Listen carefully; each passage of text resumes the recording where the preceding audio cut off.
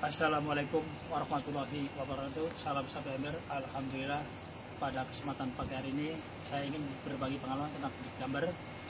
Dan alhamdulillah pada kesempatan kali ini adalah dalam hal pemeliharaan, yaitu dalam hal pengendalian hama penyakit, khususnya untuk mengetahui tanda-tanda ikan yang dipelihara di pedik gambar ini, tanda-tanda ikan mengalami masalah. Sebelum saya bercerita panjang lebar tentang bagaimana sih tanda-tanda ikan yang kita pelihara ini mengalami masalah, karena ini sebenarnya tanda-tandanya sudah umum ya, tapi perlu saya jelaskan di sini. Mudah-mudahan nanti kita sama-sama untuk bisa memahami apa saja tanda-tandanya tersebut.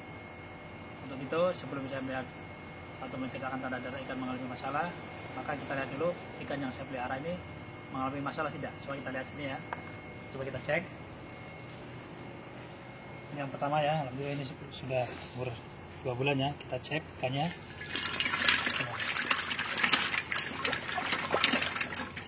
Gitu. Coba kita cek lagi yang berikutnya.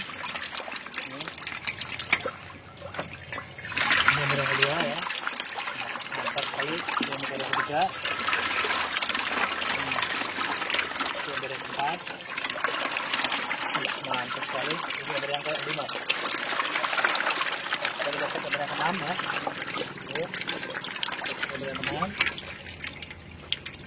Ada yang ke-6. Ini yang ke-7. Ini yang ke-8 ya. Ini tahun umur 1 bulan ya. Ini yang ke-9. Ini yang ke-10. Ini yang ke-11. Yang ke-12, yang ke-13, yang ke-14, yang ke-15, yang ke-16. So, lihat ini yang ke-16, yang ke-17, yang ke-18, yang ke-19, ember yang ke-20, ember yang ke-21. Coba kita lihat lagi yang sana ya, ember yang ke-22. Coba kita lihat cek ember yang ke-22. Ini sangat kecil ya. Ini ember yang ke-23. Nah, kita ember yang ke-23 ya. Coba kita lihat sini. Ke-23.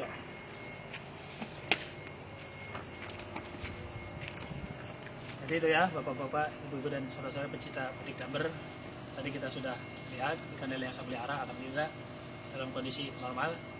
Jadi perlu saya ceritakan kembali ya sini bahwa tanda-tanda ikan mengalami masalah, yaitu salah satu tandanya yang pertama itu satu ya, ikan itu mengalami tingkah laku yang tidak normal.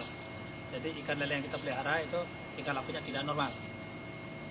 Tingkah laku tidak normal ini bisa seperti tanda-tandanya, contohnya misalnya ikan lebih menggantung misalnya seperti itu, atau tingkah laku ikan yang tidak normal itu misalnya ikan stres ya, misalnya jelalatan atau sebagainya.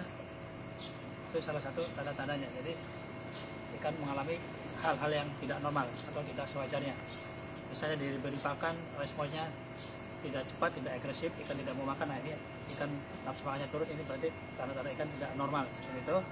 Kemudian yang selanjutnya itu adanya tanda-tanda kondisi fisik yang tidak normal.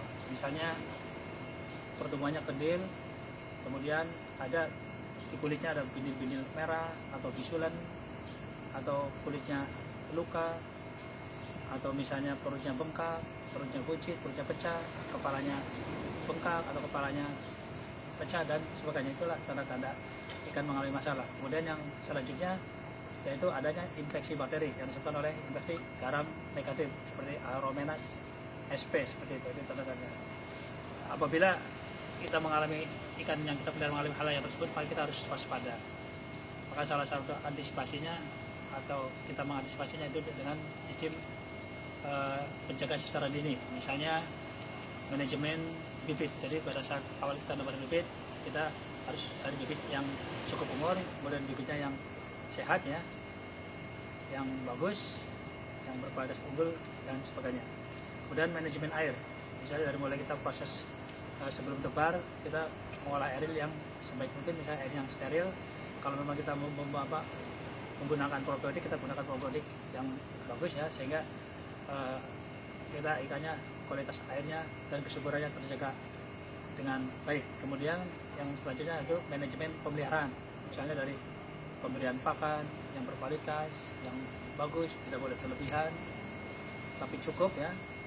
Kemudian pengamatan kualitas air, misalnya cek pH-nya, cek suhunya, cek kadar garamnya seperti itu, dan juga cek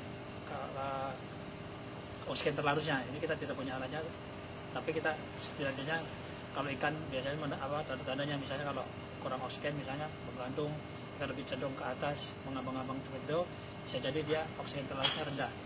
Bisa kita sihati dengan pergantian air atau pemberian aerasi atau aerator seperti itu juga bisa. Nah, kemudian kalau memang kita perlu grading, ya, artinya kalau ikan pertumbuhannya tidak rata, bisa kita pilah-pilah seperti itu, kita panen dan kita pilah-pilah yang gede dan kecil seperti itu salah satunya. Kemudian yang lainnya tentunya kita harus rajin pengamatan pencegahan seperti itu, supaya apa yang tanda-tanda ikan ini bisa kita ketahui secara lebih awal. Saya kira itu yang menurut saya sampaikan. Lebih kurang saya maaf, saya Eri, bila topik wajah. Wassalamualaikum warahmatullahi wabarakatuh. Salam satu ember, semangat, bye. Wabillahi taufiq wal hidayah. Assalamualaikum warahmatullahi wabarakatuh, bye.